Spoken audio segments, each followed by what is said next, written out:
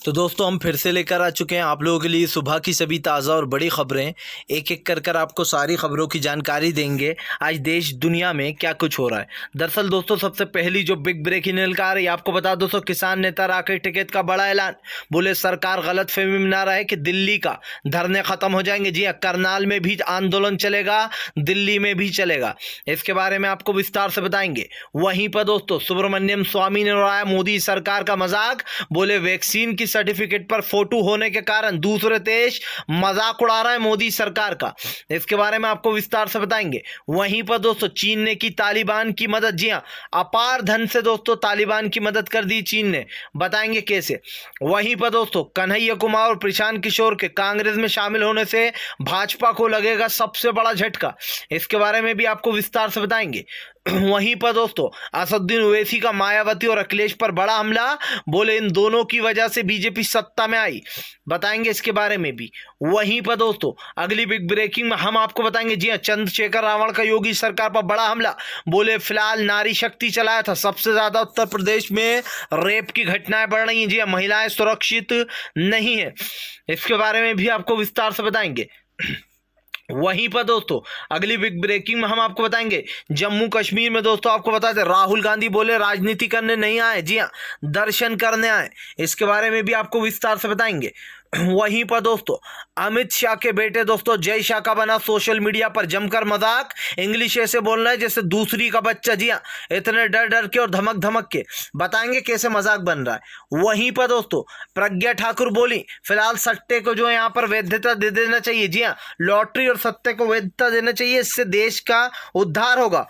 आपको बता दें अलका लांबा ने जमकर हमला बोला। बोले फिलहाल यही बीजेपी वालों की सोच है। जी हाँ, जुआ और गुंडागर्दी, इसके बारे में भी आपको विस्तार से बताएंगे। वहीं पर दोस्तों अगली बिग ब्रेकिंग में हम आपको बताएंगे। जी हाँ, दरअसल दोस्तों आपको बता दें अब जो है यहाँ पर भारतीय जनता पार्टी के खिलाफ राहुल गांधी खोलेंगे मोर्चा, सड़कों पर बैठेंगे कांग्रेस के लोग। जी हाँ, किसानों का समर्थन करेंगे, बताएंगे इसके बारे में भी। वहीं पर दोस्तों अगली बिग ब्रेकिंग में हम आपको बताएंगे। जी हाँ, दरअसल दोस्तों आपको बता दें अब जो यहाँ पर जिस तरीके से भारतीय जनता पार्टी ने देश में महंगाई बढ़ा दी, उसको लेकर रणदीप सुरजेवाला का मोदी सरकार पर बड़ा हमला। बोले किसान सड़कों पर बैठा है, आखिर वो मांग ही क्या रहा है, अपना हक। इसके बारे में भी आपको विस्तार से बताएंगे।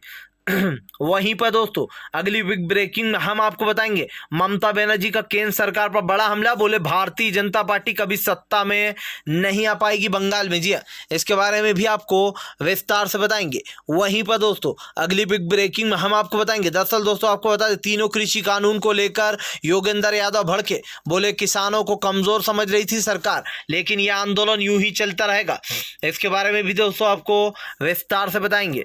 तो सारी खबरें एक एक कर देंगे। फिलहाल चलिए बढ़ते हैं सबसे पहली और सबसे बड़ी खबर की ओर। दरअसल दोस्तों आपको बता दें तीनों कृषि कानून को लेकर राकेश टिकैत की मोदी सरकार को चेतावनी।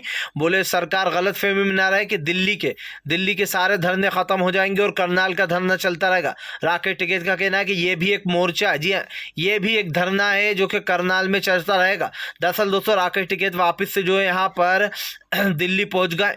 आपको बता दोस्तों करनाल में लगातार किसान जो यहाँ पर घेरबंदी करके बैठे हुए हैं। राकेश टिकैत का कहना है कि फिलहाल अब किसान आंदोलन इसी तरीके से पकड़ बनाए रखेगा, हर जगह घेराबंदी होगी। सरकार ने ज्यादा होशियारी दिखाई तो किसान भी अपनी पर उतर आएगा।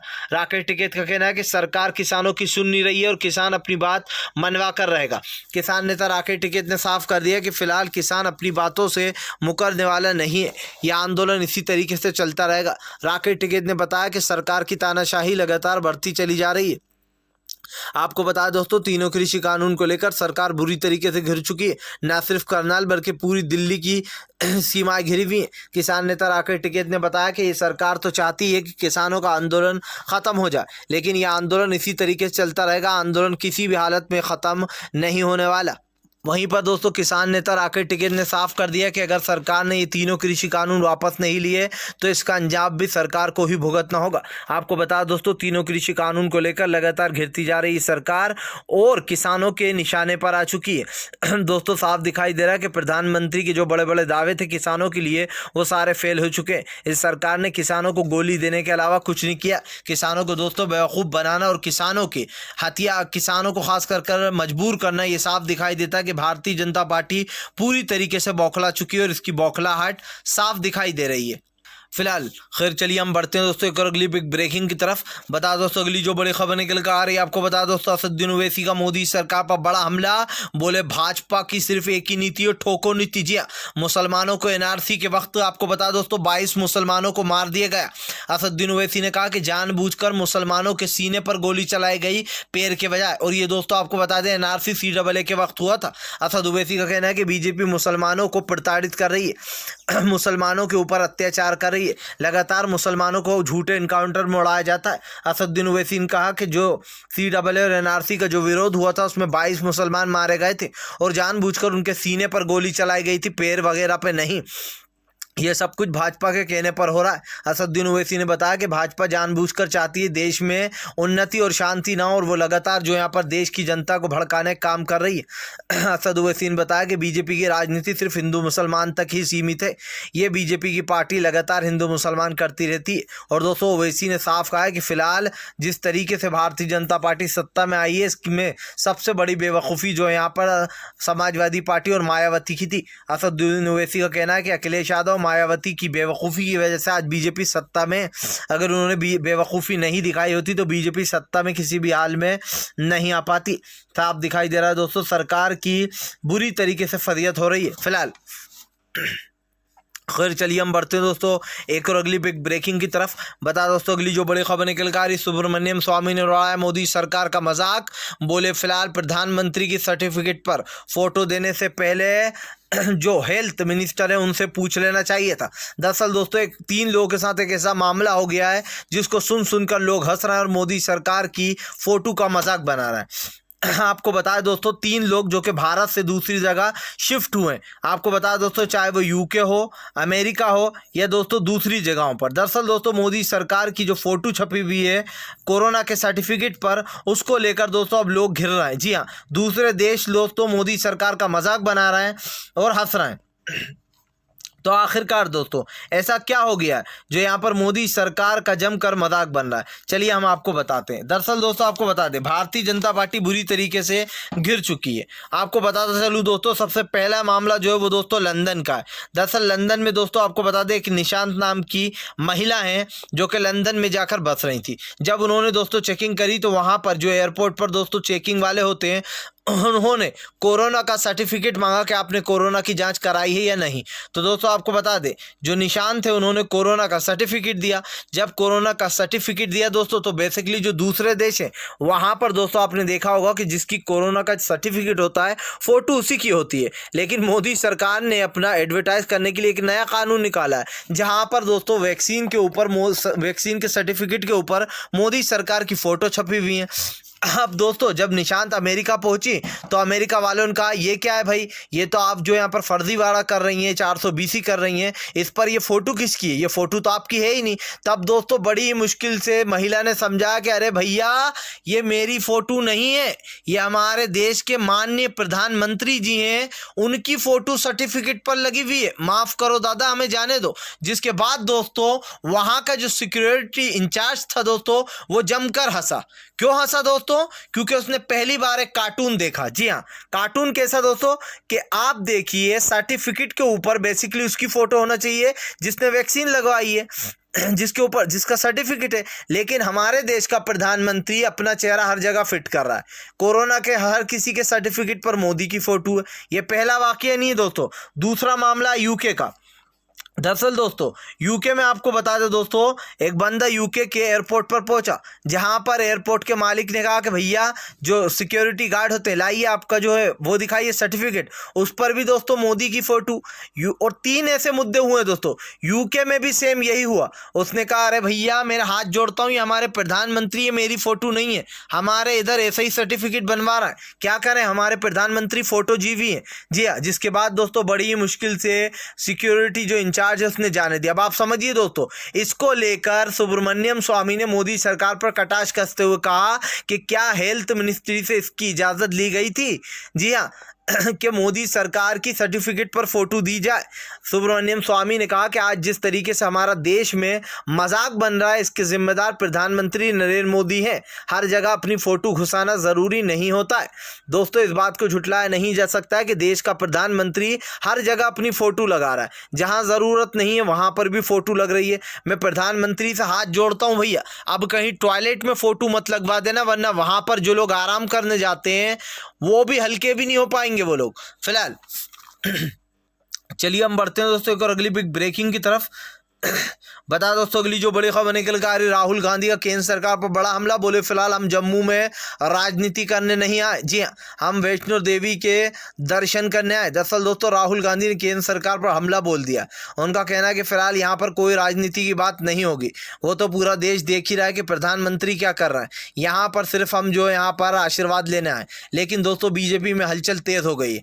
दरअसल राहुल गांधी जब जब दोस्तों जम्मू कश्मीर पहुंचते हैं तब तब बीजेपी के कान खड़े हो जाते हैं। इस कान खड़े होने का मतलब दोस्तों आप समझिए, बीजेपी अच्छी तरीके जानती है कि उसकी राजनीति कहां तक है और वो कहां तक राजनीति कर सकती है। इस बात को झुटलाया नहीं जा सकता दोस्तों कि प्रधानमंत्री नरेंद्र मोदी के नेतृत्व में देश पूरी तरीके से चौपट हो गया है। चौपट ऐसे हो गया है दोस्तों कि आज देश की जो राजनीति है वो प्रधानमंत्री नरेंद्र मोदी के ऊपर ही भारी पड़ रही है। और राहुल गांधी ने साफ साफ बोल दिया कि फिलहाल मुद्दों पर तो बात होगी, लेकिन वैष्णो देवी के दर्शन के बाद। फिलहाल चलिए हम बढ़ते हैं दोस्तों एक और अगली बिग ब्रेकिंग की तरफ। बता दोस्तों अगली जो बड़ी खबर निकल कर आ रही है आपको बता दोस्तों, योगेंद्र यादव भड़के। बोले फिलहाल किसानों के आंदोलन को कमजोर समझने की गलती की थी भारतीय जनता पार्टी ने। उसका अंजाम भी देख लिया है कि 15 से 20 लाख किसान आए थे मुजफ्फरनगर में और अब करनाल में दोस्तों किसानों ने डेरा डाल दिया। आपको बता दें योगेंद्र यादव का कहना है कि हर जगह जगह लोग अपने अपने स्तर पर इस कृषि कानूनों को संभाल रहे हैं। योगेंद्र यादव ने साफ कहा कि इधर कृषि कानून इसी तरीके से चलने वाले हैं। योगेंद्र यादव ने साफ कर दिया कि फिलहाल इन आंदोलन को किसी भी हाल में ख़त्म नहीं होने देंगे। बता दोस्तों योगेंद्र यादव का कहना है कि यह आंदोलन इसी तरीके से चलता रहेगा। दरअसल दोस्तों आपको बता दें आंदोलन में लगातार जो यहाँ पर सरकार के खिलाफ लोग मोर्चेबंदी कर रहे हैं और योगेंद्र यादव ने साफ कर दिया कि फिलहाल यह आंदोलन अंत तक ऐसे ही चलने वाला है। इस आंदोलन को अगर सरकार ने गलती से या कुछ भी करने की कोशिश की तो उसका अंजाम भी सरकार को ही भुगतना होगा। दरअसल दोस्तों लगातार सरकार जो है वो किसानों के निशाने पर आ चुकी है। साफ दिखाई दे रहा है कि देश का प्रधानमंत्री किसानों को छोड़कर बाकी सारे मुद्दों में एक्टिव है। देखिए उत्तर प्रदेश के चुनाव आने वाले, हमारे देश का प्रधानमंत्री एक्टिव है, लेकिन जब बात किसानों की आती है तो देश का प्रधानमंत्री कहीं पर खो जाते हैं। जी हाँ, इनको दोस्तों एक ही चीज आती है, सिर्फ ठोको मारो पीटो और आंदोलन खत्म कराओ। फिलहाल खैर चलिए हम बढ़ते हैं दोस्तों एक और अगली बिग ब्रेकिंग की तरफ। बता दोस्तों अगली जो बड़ी खबर निकल कर आ रही, प्रज्ञा ठाकुर बोली दोस्तों फिलहाल जो लॉटरी और जो दोस्तों सट्टाबाजी है उसको जो है यहाँ पर पूरा सर्टिफिकेट दे देना चाहिए, यानी कि दोस्तों उसको वैध करार दे देना चाहिए लॉटरीज को। और दोस्तों जो ये जुआ सट्टा खेला जाता है इससे हमारे देश की उन्नति होगी। अब आप सोचिए दोस्तों प्रज्ञा ठाकुर कह रही हैं कि जुए को और जुआरियों को खुली छूट दे दो कि देश में जुआ आराम से हो और देश में लॉटरी भी खुलकर बेची जाए। सोचिए दोस्तों, क्या प्रज्ञा ठाकुर ने कभी सोचा? न जाने दोस्तों ऐसे कितने घर होंगे जो जुए और लॉटरी में लुट गए, जिन्होंने दोस्तों अपनी बड़ी बड़ी जायदादें खो दी।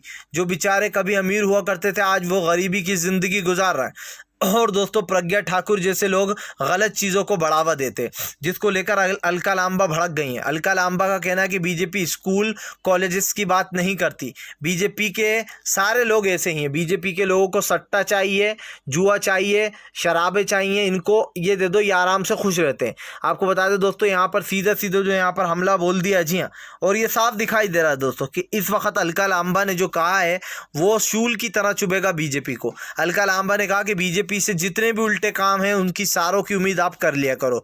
यार ठीक है दोस्तों, प्रज्ञा ठाकुर का बेसिकली ये कहना है कि सट्टेबाजी को जो है यहाँ पर इजाज़त दे दी जाए, जुए को इजाज़त दे दी जाए, आज जो भी देश में हो रहा है उन चीज़ों को इजाज़त दे दी जाए, यानी कि उल्टे कामों को इजाज़त दे दें और देश में दोस्तों क्राइम रेट को बढ़ा दें। वाह भाई, प्रज्ञा ठाकुर की वजह से प्रज्ञा ठाकुर से दोस्तों और उम्मीद भी क्या की जा सकती है, जिनका नाम धमाकों में शामिल हो, जिन्होंने मालेगांव में जमकर धमाके करवाए थे, उन जैसे लोगों से और उम्मीद भी क्या की जा सकती है। जी हाँ, फिलहाल खैर चलिए हम बढ़ते हैं दोस्तों एक और अगली बिग ब्रेकिंग की तरफ। बता दोस्तों मोहम्मद जोला के बयान से बिलबिला उठे बीजेपी के लोग। जी हाँ, दरअसल दोस्तों मोहम्मद जोला से आप समझ गए होंगे कि मोहम्मद जोला मुसलमान है और राकेश टिकैत दोस्तों, राकेश टिकैत के जो पिताजी थे टिकैत साहब, उनके काफ़ी करीबी दोस्त और काफ़ी अहम दोस्त माने जाते थे। तो कौन है दोस्तों मोहम्मद जोला और आखिर इनका बयान क्यों सोशल मीडिया पर वायरल हो रहा है, मैं थोड़ी सी आपको तफ्तीश से बताना चाहता हूँ। दरअसल दोस्तों बीते रोज जब मुजफ्फरनगर में महापंचायत हुई, उसमें राकेश टिकैत ने 2 नारे लगाए जो कि दोस्तों टिकैत साहब के ज़माने से लगते आ रहा है। यानी कि जो राकेश टिकैत के फादर थे टिकैत साहब, उनके ज़माने से ये नारे लगते आ रहे हैं, जिसमें दोस्तों मोहम्मद जोला जो थे उनका एक बहुत ही बड़ा, मोहम्मद जोला का दोस्तों ये कह सकते हैं कि गहरी दोस्ती थी टिकैत साहब के साथ, और ये इस आंदोलन का एक बहुत ही अहम हिस्सा हुआ करते थे। राकेश टिकैत ने 2 नारे लगाए दोस्तों, अल्लाह अकबर, हर हर महादेव। राकेश टिकैत ने कहा कि बीजेपी तोड़ने का काम करेगी, हम हिंदू और मुसलमान भाइयों को जोड़ने का काम करेंगे। जिसके बाद दोस्तों जब मुजफ्फरनगर के जब दंगे हुए थे, जो मोहम्मद जोला थे दोस्तों, उन्होंने अपना नाम हटा लिया था इस किसान आंदोलनों से, लेकिन दोस्तों अब फिर से उनके बूढ़े बाजुओं ने जान पकड़ी है। जिसके बाद दोस्तों बीते दिन मोहम्मद जोला ने भी दोस्तों ये नारे लगाए, हर हर महादेव और अल्लाह अकबर के। मोहम्मद जोला ने कहा कि अब बीजेपी का नारा तो हमने ले लिया, अब बीजेपी क्या करेगी। यानी कि जो बीजेपी दोस्तों बेसिकली जय श्री राम के नारे लगाती है और जो हिंदू मुसलमान की राजनीति करती है, उस सरकार को भारी पड़ रहा है। समझिए दोस्तों, मोहम्मद जोला के इस बयान से बीजेपी के अंधभक्त बिलबिला गए, चाहे वो संजीव बालियान हो या फिर बीजेपी के अदर नेता दोस्तों, वो इस बयान पर सवाल उठा रहा है। लेकिन सवाल यही दोस्तों कि आज मोहम्मद जोला के आने से दोस्तों अब कृषि आंदोलन को और भी ज़्यादा पावर मिल गई है, क्योंकि जो हिंदू मुसलमान के बीच में दोस्तों नफरत आ गई थी मुजफ्फरनगर के दंगों के बाद। हालांकि ये कहा जाता है कि ये दंगे बीजेपी ने ही फैलाए थे, क्योंकि दोस्तों इसमें सबसे ऊपर नाम जिसका शामिल है वो संजीव बालियान ही है, जो आज मोहम्मद जोला के बयान और राकेश टिकैत के बयान पर बोल रहा है कि इसकी क्या ज़रूरत थी। लेकिन दोस्तों जो नफरत इन लोगों ने फैलाई थी, उस नफरत को किसान काटने में लगे, और मुझे यकीन है दोस्तों किसान ज़रूर कामयाब हो गए एक न एक दिन। जी हाँ, ये सरकार देखती रह जाएगी और 2024 में मोदी सरकार का अंत हो जाएगा। फिलहाल चलिए हम बढ़ते हैं दोस्तों एक और अगली बिग ब्रेकिंग की तरफ। बता दोस्तों अगली जो बड़ी खबर निकल कर आ रही है आपको बता दोस्तों, जय शाह का बना सोशल मीडिया पर जमकर मजाक। लोगों ने कहा अगर अमित शाह का बेटा नहीं होता तो फिलहाल चपड़ासी की भी नौकरी नहीं मिलती। दरअसल दोस्तों अमित शाह के बेटे जय शाह का सोशल मीडिया पर जमकर मजाक बन गया है। अब आप सोच रहे होंगे जय शाह ने ऐसा क्या कर दिया। दरअसल दोस्तों जय शाह के बारे में जितनी भी बातें की जाए कम है। आप ये तो जानते होंगे कि देश के अमीर आदमी गृह मंत्री अमित शाह के बेटा है जय शाह। अब दोस्तों जय शाह का एक वीडियो सोशल मीडिया पर वायरल हो रहा है, जिसमें दोस्तों वो BCCL के बारे में इंग्लिश में बोल रहे हैं दोस्तों, और बोलते बोलते दोस्तों वो ऐसे अटक रहे हैं, इतनी धीरे धीरे बोल रहे हैं, ऐसे अटक अटक कर बोल रहे हैं। सामने वो भी एक बोर्ड पर कुछ लिखा हुआ है दोस्तों, जैसे रट्टू तोता नहीं होता, सामने बोर्ड पर देख देख के बोलते जाते हैं, वैसे धीरे धीरे कर कर इंग्लिश बोलने की कोशिश कर रहे हैं। जिसके बाद दोस्तों रागिनी नायक ने अमित शाह के बेटे को रडार पर ले लिया, यानी कि अपने निशाने पर ले लिया, और कहा देखिए ये है देश के अमीर आदमी गृह मंत्री अमित शाह के बेटे जय शाह, इन्होंने इंग्लिश कहाँ से सीखी है, इनसे ज़रा पूछिए। जी हाँ, ये अगर अमित शाह के बेटे नहीं होते तो इनको BCCL में चपड़ासी की नौकरी भी नसीब नहीं होती। जी हाँ दोस्तों, रागिनी नायक ने कई सवाल खड़े कर दिए। अब आप सोचिए दोस्तों, हालांकि हम ये नहीं कहते दोस्तों कि किसी को इंग्लिश नहीं आती है तो उसका मजाक उड़ाया जाए, क्योंकि हमारी मातृभाषा बेसिकली दोस्तों हिंदी है और इस मातृभाषा को प्यार से लेना चाहिए। लेकिन दोस्तों मेरा सवाल यही है कि आज जो इतना बड़ा पद दिया गया है अमित शाह के बेटे को BCCL में, क्या दोस्तों अगर ये गृह मंत्री अमित शाह का बेटा नहीं होता जय शाह, तो क्या उसको ये पद मिल पाता। दोस्तों आज जो बेचारे पढ़े लिखे लोग हैं दोस्तों, जो अपनी मेहनत से एक अच्छी इंग्लिश सीखते हैं दोस्तों, अच्छी जॉब की तलाश में रहते हैं, अच्छी एजुकेशन हासिल करते हैं दोस्तों, गरीबी में रहने के बावजूद भी वो लोग बेरोजगार रह जाते हैं। लेकिन गृह मंत्री अमित शाह के बेटे दोस्तों, जो कि कहने को अनपढ़ हैं लेकिन धीरे धीरे इंग्लिश बोलने की कोशिश की जा रही है। अब आप सोचिए, लोगों ने मीम बनाने शुरू कर दिए, कुछ लोगों ने शेयर किया कि अमित शाह के बेटे ने यहाँ से इंग्लिश सीखी है। जी है, तो कुछ लोगों ने दोस्तों जबरदस्त तरीके से अमित शाह के बेटे का मजाक बनाया। अब आप समझिए कि ये है गृह मंत्री अमित शाह के बेटे, यानी कि देश के एक अच्छे दिग्गज अमीर खानदान का लड़का दोस्तों इस तरीके की इंग्लिश बोल रहा है।